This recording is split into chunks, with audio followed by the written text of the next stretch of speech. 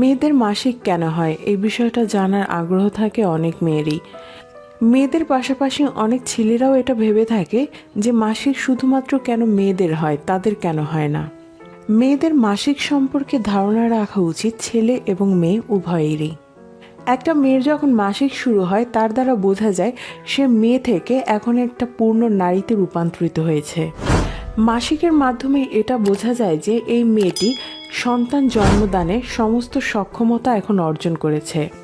আমাদের মা, খালা, দাদি, নানি, বোন, চাচি এদের সবারই কিন্তু মাসিক চক্রের মধ্য দিয়ে যেতে হয়েছে, আর তাদের মাসিক হতো বলেই হয়তো আজকে আমরা পৃথিবীতে এসেছি। তাই মাসিক কোনো লজ্জার বিষয় নয়, মহিলাদের জন্য এটা খুব স্বাভাবিক একটা বিষয়। তাই মাসিক সম্পর্কে স্বচ্ছ ধারণা থাকা আমাদের সবারই উচিত। যখন একটা মেয়ে 10 থেকে 12 বছরে পৌঁছায় তখন তার শারীরিক বেশ কিছু পরিবর্তন শুরু হয়।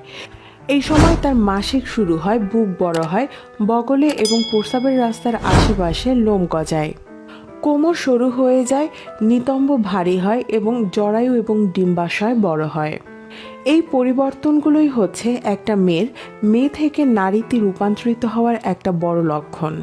সাধারণত মেয়েদের 10 থেকে 13 বছর বয়সের মধ্যেই মাসিক শুরু হয়ে যায় এবং এটা তার বয়স 45 থেকে 50 বছর হওয়া পর্যন্ত চলতে থাকে। যখনই কোনো মেয়ের মাসিক শুরু হয় তখন থেকেই কিন্তু একটা মেয়ে সন্তান জন্ম দেওয়ার জন্য সক্ষম হয়ে ওঠে, যদিও 20 বছরের আগে কোনো মেয়ের সন্তান জন্ম দেওয়াটা ঝুঁকিপূর্ণ। প্রতি 24 থেকে 32 দিনের ভেতরে মেয়েদের মাসিক হয়ে থাকে, তবে গড়ে প্রায় 28 দিন পরপরই মেয়েদের মাসিক হওয়াটা স্বাভাবিক।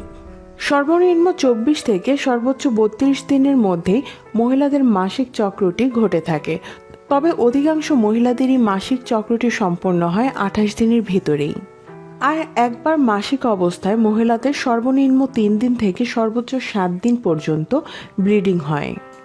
কেন মহিলাদের মাসিক হয় আর মাসিকের সময় কেন তার শরীর থেকে ব্লাড বের হয় এই বিষয়টি আমি একেবারে সহজভাবে বোঝানোর চেষ্টা করব। আশা করি সম্পূর্ণ ভিডিওটি দেখলে আপনি বিষয়টি বুঝতে পারবেন। প্রত্যেক মাসে ডিম্বাশয় একটি ডিম্বাণু উৎপাদন করে, আর ডিম্বাণুটি শুক্রাণুর সাথে নিষিক্ত হওয়ার জন্য ডিম্বনালীতে এসে উপস্থিত হয়। যেহেতু একটা অবিবাহিত মেয়ের শরীরে শুক্রাণু প্রবেশ করে না, আর শুক্রাণু এ কারণে নেই যেহেতু তার এখনো বিয়ে হয়নি বা সে কোনো পুরুষের সাথে ঘনিষ্ঠ হয়নি, তাই স্বাভাবিকভাবেই তার ডিম্বাণু শুক্রাণুর সাথে নিষিক্ত হতে পারে না। তখন এই অনিষিক্ত ডিম্বাণু নষ্ট হয়ে যায় এবং এর পুরো আবরণটি ধীরে ধীরে ভাঙতে শুরু করে, আর এটাই শরীর থেকে রক্তের আকারে বের হয়ে আসে। অন্যদিকে তার ডিম্বাণুটি যদি কোনোভাবে শুক্রাণুর সাথে নিষিক্ত হতে পারত তাহলে সেটা ডিম্বনালীর মধ্য দিয়ে জরায়ুর ভেতরে চলে যেত। এরপরে জরায়ুর ভেতরে ধীরে ধীরে একটা সন্তান বা বাচ্চার জন্ম নিত। এজন্য যখন কোনো মহিলা প্রেগনেন্ট হয় তখন কিন্তু তার এই মাসিক চক্রটি আর চলে না বা বন্ধ হয়ে যায়, কারণ তখন তার শরীরে এই ডিম্বাণু উৎপাদন হওয়া বা ডিম্বাণু নষ্ট হয়ে যাওয়ার এই প্রক্রিয়াগুলো চলে না।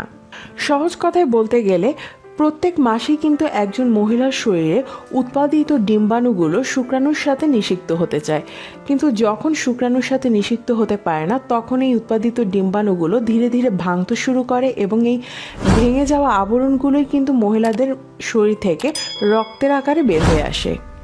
এজন্য যতদিন পর্যন্ত একটা মেয়ের মাসিক চক্রটি নিয়মিত হবে ততদিন এই মাসিক চক্র নিয়মিত থাকার কারণে বুঝতে যাবে যে এখন পর্যন্ত সে সন্তান জন্ম দেওয়ার জন্য উপযুক্ত রয়েছে। আশা করি বিষয়টি বুঝতে পেরেছেন। ধন্যবাদ।